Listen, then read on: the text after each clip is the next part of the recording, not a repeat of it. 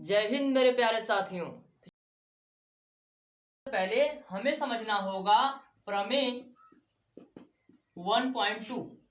प्रमेय कहता है कि मान लीजिए कोई संख्या p है जो कि अभाज्य नंबर है। अगर p अभाज्य संख्या है और वह a स्क्वायर को पूरा पूरा विभाजित कर दे रहा है, तो ये कंफर्म है कि p जो है उस संख्या a को भी पूरा पूरा विभाजित कर देगा। जैसे हमने कहा 100 को जो 2 है वो विभाजित कर रहा है। 2 क्या है? हमारी अभाज्य संख्या है। और 100 क्या है? 10 का वर्ग। इसका मतलब है कि 2 हमारा जो है वह 10 को भी पूरा पूरा विभाजित कर देगा। सिद्ध कीजिए कि कर्णी 2 एक अपरिमेय संख्या है। अपरिमेय संख्याओं को सिद्ध करने के लिए हमें एक कल्पना करनी होगी। क्या होगा? यहाँ बोला है कि यह अपरिमेय संख्याएं हैं। हमको पता है कि संख्याएं 2 ही तरह की होती हैं, या तो परिमेय या तो अपरिमेय। इसने बोला है अपरिमेय सिद्ध करना है, तो हम मान लेंगे कि माना कर्णी 2 एक परिमेय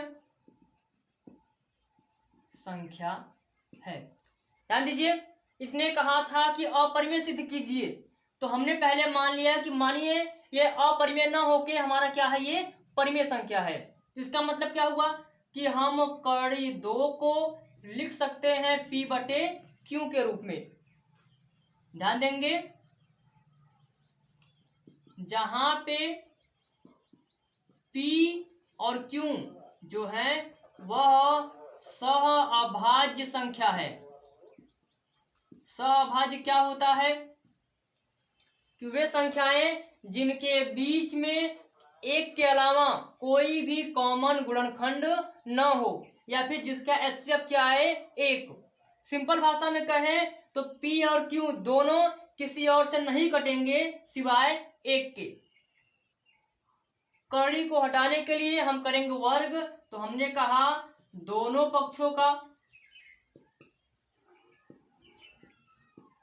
वर्ग करने पर, ध्यान दीजिए, कर्णी 2 का वर्ग होगा, p बटे q का भी वर्ग होगा। तो कर्णी और स्क्वायर कैंसिल होगा तो 2 आएगा। 2 बराबर p का स्क्वायर p स्क्वायर, q का स्क्वायर q स्क्वायर। अब q स्क्वायर यहाँ पे भाग दे रहा है, यहाँ आएगा तो गुणा करेगा, तो बन जाएगा 2q स्क्वायर, और यहाँ हमारा बच्चा p स्क्वायर। क्या देंगे? 2 यहाँ गुणा में है, यहाँ आएगा तो भाग करेगा, तो हम कहेंगे q स्क्वायर बराबर p स्क्वायर बटे 2। ये जो हमारा मान आया है इसे हम कहेंगे समीकरण नंबर 1।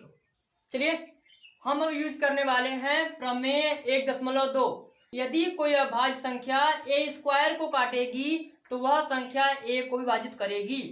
यानी कि यदि 2 जो है अभाज्य संख्या है, यह p स्क्वायर को काट रही है, तो 2 जो है वो p को भी काट देगी। हम लिखने वाले हैं चूंकि 2p स्क्वायर को विभाजित करता है, इसलिए 2 जो है p को भी विभाजित करेगा। हमने कहा 2 जो है p स्क्वायर को विभाजित कर रहा है, तो 2 जो है p को भी पूरा पूरा विभाजित करेगा।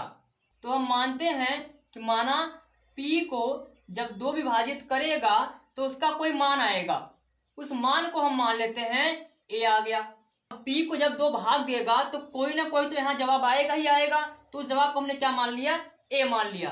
अब ध्यान दीजिए, 2 यहाँ भाग कर रहा है, यहाँ आएगा तो गुणा, कितना हो गया? 2a।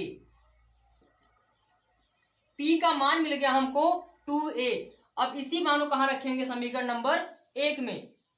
देखिए हमने कहा q स्क्वायर बराबर p स्क्वायर बटे 2, ये है हमारा समीकरण नंबर 1। अब इसी में हम मान रखने वाले हैं किसका, p का। तो p का मान कितना है 2a, तो हमने रखा 2a और p का क्या था स्क्वायर, p का स्क्वायर था तो हमने p के मान को क्या किया स्क्वायर किया और बटे में कितना है 2। अब ध्यान रहे q का स्क्वायर बराबर 2 का स्क्वायर 4, a का स्क्वायर a स्क्वायर, बटे में कितना 2। हमने कहा q का स्क्वायर बराबर 2 से कट रहा है ये 2 दूना 4 साथ में a स्क्वायर। अब 2 यहाँ गुणा कर रहा है, यहाँ आएगा तो भाग करेगा, q स्क्वायर बटे 2 मान आया a स्क्वायर।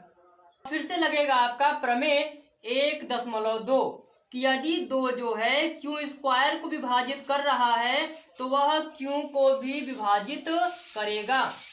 हम कहेंगे चूंकि 2 जो है q स्क्वायर को विभाजित करता है या कर रहा है, इसलिए 2 जो है q को भी विभाजित करेगा। हमारा प्रमेय 1.2 के अनुसार हमने कहा था कि कड़ी 2 का मान जो है p बटे q के बराबर है, जहां पर p और q क्या हमारे हैं सह अभाज्य संख्या। इसका मतलब है वह किसी और संख्या से नहीं कटेंगे सिवाय 1 के। तो हम यहाँ देख रहे हैं कि p जो है वह 2 से विभाजित हो रहा है और यहाँ हम देख रहे हैं q जो है वह भी 2 से विभाजित हो रहा है। तो इसका मतलब है p और q में एक कॉमन गुणनखंड आ गया 2। हम कहेंगे चूंकि p और q दोनों 2 से विभाज्य हैं, हम कहेंगे लेकिन p और q दोनों क्या थे, दोनों सह अभाज्य संख्या थे।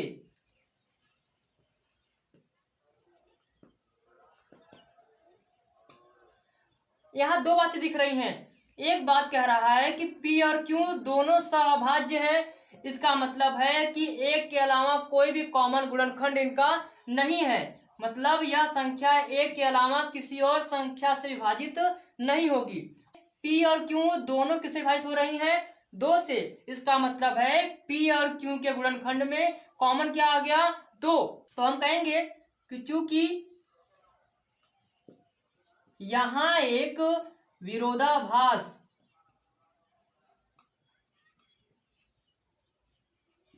दिखाई दे रहा है,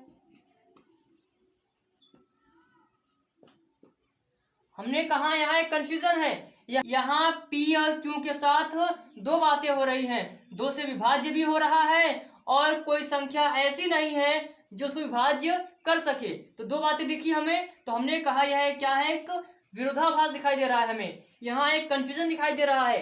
यह जो विरोधाभास दिखाई दे रहा है कि p और q बस 1 से ही कटेगा, फिर आया कि p और q 2 से भी कटेगा, तो यह जो गड़बड़ी दिख रही है, यह जो विरोधाभास दिख रहा है, यह क्यों दिख रही है, क्योंकि हमने कल्पना क्या की थी, गलत की थी कि कड़ी 2 क्या हमारा है परिमेय संख्या। तो हम कहेंगे यह जो विरोधाभास दिख रहा है हमारी कल्पना का असर है, इसलिए कड़ी 2 परिमेय संख्या नहीं है, तो क्या होगी हमारी वो अपरिमेय संख्या ही होगी। यहाँ एक विरोधाभास दिखाई दे रहा है क्योंकि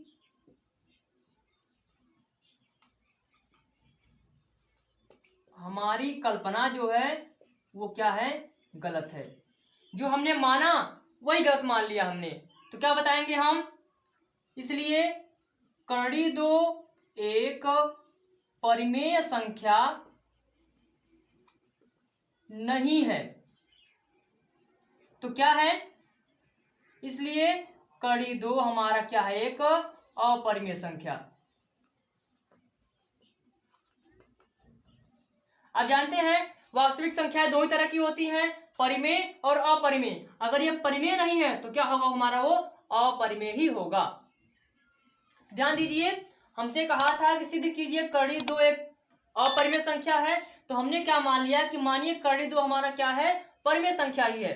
अब परिमेय संख्या माना है तो हमने कहा कड़ी 2 का मान P बटे Q के बराबर होगा, क्योंकि यह परिमेय संख्या है। P और Q जो संख्याएं हैं वो कैसी हैं? सह अभाज्य संख्या। इसका मतलब उनमें कोई भी कॉमन गुणनखंड नहीं है, मतलब कि वह किसी भी संख्या से विभाजित नहीं होंगी सिवाय एक के।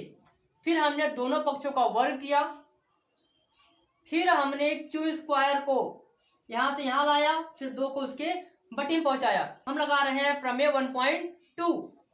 देखिए कि 2 जो है पी स्क्वायर को विभाजित कर रहा है, तो इसका मतलब है 2 जो है पी को भी विभाजित करेगा।